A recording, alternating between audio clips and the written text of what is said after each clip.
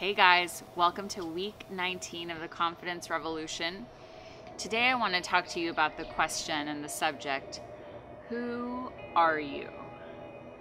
And this is deeply personal to me because the way I've heard the question the most in my life is like, who does she think she is? Saying all these good things.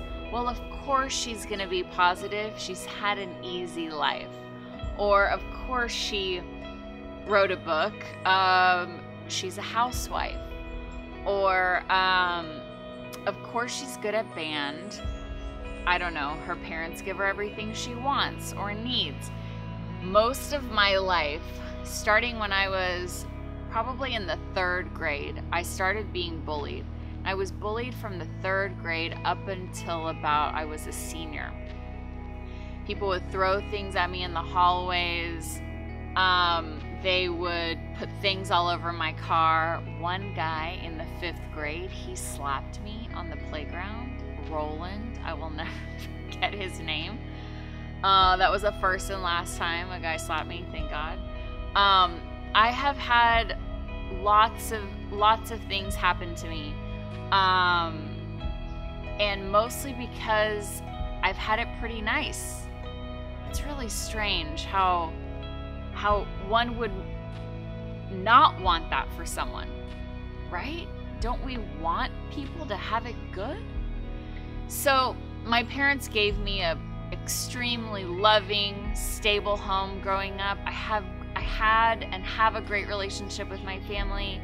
And for some reason that was a real problem for a lot of people growing up around me. And a lot of the times I heard, who does she think she is? Well, of course she does this. She's had it easy. The other day someone said, well, of course she did that. Her husband's great. And I'm like, yeah, but I chose him and he chose me and we work hard on our marriage together. And so part of me wants to defend, who does she think she is? That's the ego. The higher version of me, and we've talked about this in previous videos, is the soul, right? The one that knows. It's an inner knowing. And so even though my ego wants to defend that all the time, my soul knows better. And so I am new at this, right? I'm coaching you. I'm coaching myself. I wrote a book. I'm doing all these things. And the question is, who is she to be doing all of this? And the really cool thing is, I only have to answer that question for myself. I don't have to answer that to anybody else. I don't have to explain who I am. They have to answer that question for themselves, right?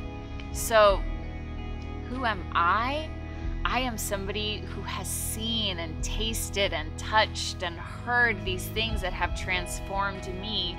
And I want to share them with you. They have made my life better, and so I want to give them to you. That is who I am, period. The rest doesn't matter. The rest is for other people to decide. So when you're thinking about painting or trying to fix a car or getting into videography, or you're thinking about being a writer, or you're thinking about starting a new craft business, and that question comes creeping in, well, who are you?